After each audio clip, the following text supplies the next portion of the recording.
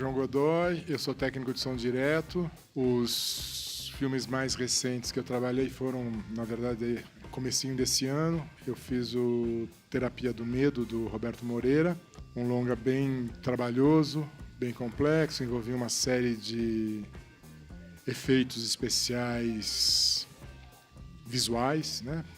Depois desse filme, logo na sequência, eu fiz o Sequestro Relâmpago, da Tata Amaral, que é um filme muito difícil, muito complicado, porque ele acontece praticamente em trânsito pela cidade de São Paulo, é um sequestro que acontece, e a gente praticamente acompanha, né, a moça sequestrada e os sequestradores durante uma noite, uma madrugada, dentro de um veículo em São Paulo. Mas a grande dificuldade desse trabalho em si, pelas locações e situações que a própria dramaturgia propunha, e também pelo fato de a gente ter rodado num prazo extremamente curto, né? Extremamente curto. Isso, um pouco da minha fala hoje na mesa veio nesse sentido, que a gente precisa, se essa é uma tendência hoje, né, de filmarmos em tempos cada vez menores em função de orçamento, que a gente tenha uma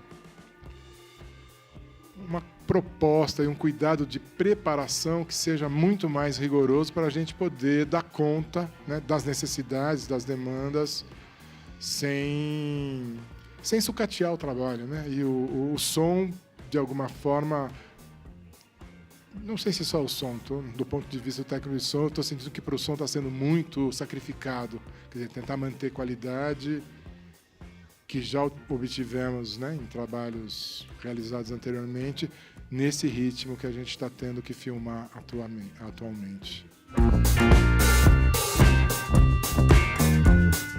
Eu comecei trabalhando na verdade, minha formação é na área de biológica, eu sou formado em biologia, trabalhei uma época como professor de biologia, escola secundária, privada e pública, e comecei a trabalhar com som num programa TV independente, né? Produção independente, o início da produção independente para as emissoras. E na época conheci um técnico de som, que é o Geraldo Ribeiro, que foi com o cara que eu trabalhei durante quase 5 anos como assistente, né? Durante uns 4, 5 meses carreguei mala de graça.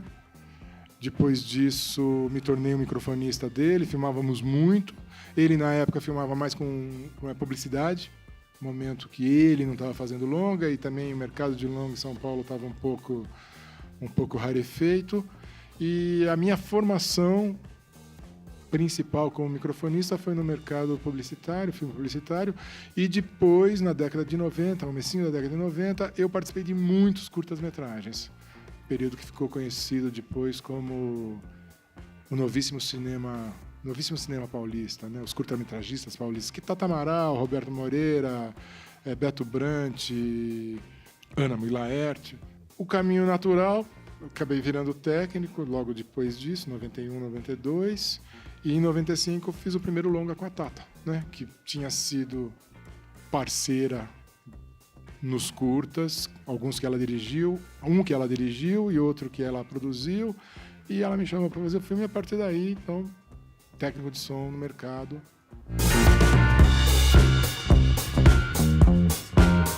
Quer dizer, essa questão dessa reclamação eterna, né, do som direto em relação às dificuldades de realização, na verdade ela tem uma origem. Eu acho que a origem é a falta de percepção da importância do som como elemento narrativo. Então, dependendo do diretor, dependendo do produtor que você está trabalhando, que se eles têm uma preocupação maior com o elemento sonoro, você vai ter um espaço mais equânime sendo distribuído aí entre imagem e som para o processo de realização. Poucos diretores e poucos produtores percebem a importância que o elemento sonoro tem na narrativa. E acaba, como consequência, gerando, no processo de realização, uma situação, muitas vezes, que o técnico de som parece que está sozinho tentando resolver problemas para alcançar um bom resultado, mas que, na verdade, é um bom resultado para o filme do diretor, para o filme do produtor. né, para aumentar o potencial expressivo, aumentar o potencial narrativo, e que muitas vezes isso não é percebido. Conversa que eu tenho com vários colegas diretores de arte, que a direção de arte também deveria pensar no som.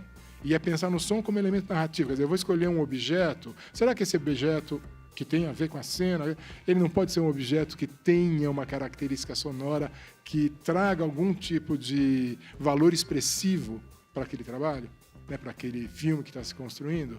E é difícil, muitas vezes, os diretores de arte, por exemplo, né, conseguirem entender, né, o que eu estou tentando dizer, né? Existem muitas situações que você pode pensar em elementos cênicos que tragam não só a condição de silêncio necessária para a boa captação de som, então cadeiras que não ranjam, um mobiliário que seja silencioso, tapetes na casa para diminuir a reverberação, mas elementos sonoros que possam ser usados como elementos índices da presença de um determinado personagem. Sei lá, o personagem tem um chaveirinho que quando ele anda faz plim, plim, plim. Entende? Você cria um elemento sonoro que vincula a existência daquele personagem, que ele pode existir em cena sonoramente, mesmo que ele não esteja sendo visto. E não é só brasileiro isso, eu acho que os nossos vários testemunhos de técnicos americanos, franceses, ingleses, eles dizem exatamente a mesma coisa, né? Você está no set como se você estivesse fazendo som para você e não para o filme no qual você está trabalhando. Por outro lado, existem alguns diretores que conseguem romper com isso. Se a gente pensar Lucrécia Martel, né? Diretora argentina, e o Pântano é um exemplo clássico já, que o filme foi pensado, segundo ela, né? Antes sonoramente para depois ser resolvido imageticamente. E a gente percebe que o filme o som transborda em expressividade nesse exemplo.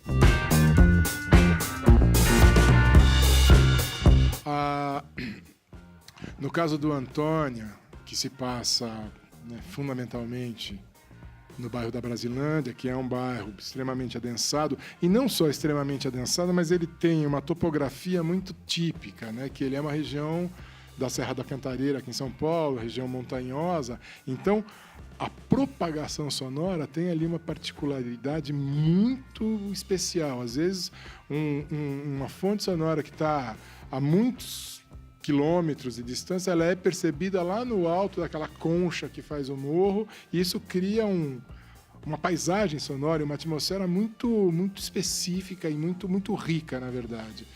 Durante o processo de captação, nós fizemos muitas captações de ambientes.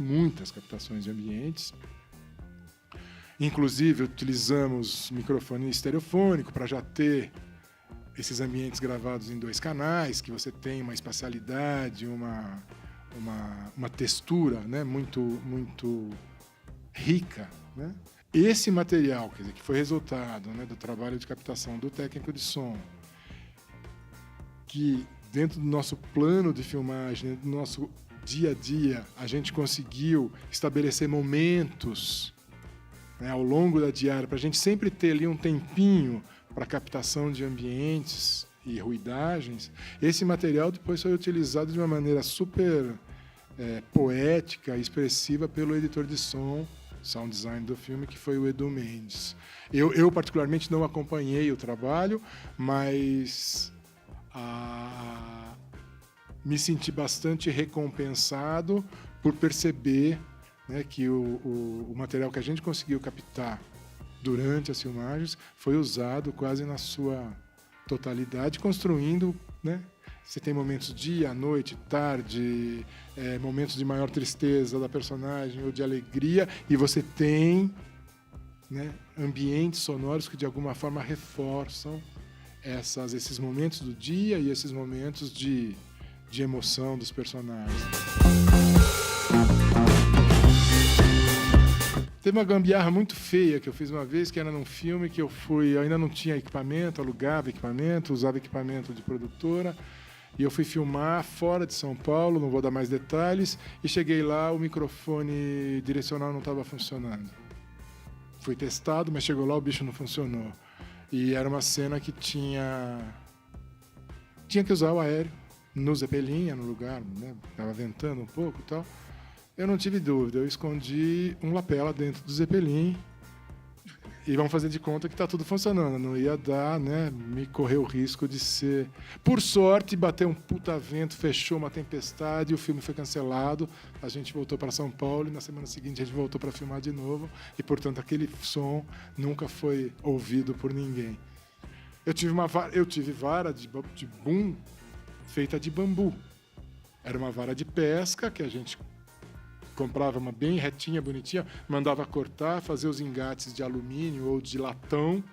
E a gente tinha um boom que não era um boom telescópico, obviamente, ele não era regulável, mas você podia engatar os vários segmentos e fazia uma vara de 4 metros, 5 metros. Inclusive, o Céu de Estrelas foi feito com esse boom. Um boom de bambu, que depois meus alunos começaram a brincar de bambum. Então era uma super gambiarra, mas uma super gambiarra que funcionava maravilhosamente bem. Leve, resistente e extremamente silencioso.